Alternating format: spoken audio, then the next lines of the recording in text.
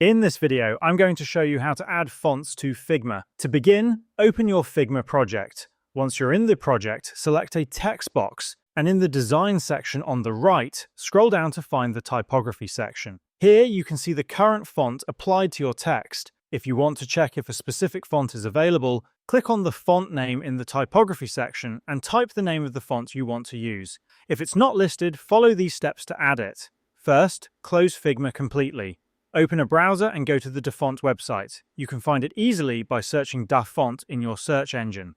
Once on the site, use the search bar in the right side of your screen to find the font you want. When you find it, click on the Download button in front of it. The font will download as a zip file. Now go to your Downloads folder and locate the zip file. You can also move it to a new folder in order to keep things organized. Right-click on it and select Extract here to unzip it. You'll see the font file inside. Double-click on the font file to open it, and then click Install. This will add the font to your computer, making it available to all your applications, including Figma. Once you've installed the font, reopen Figma and navigate back to your project. Select the text you want to edit. In the typography section, click the current font name, type the name of the newly installed font, and it will appear in the list. Click on the font name to apply it to your text. That's how you can add new fonts to Figma.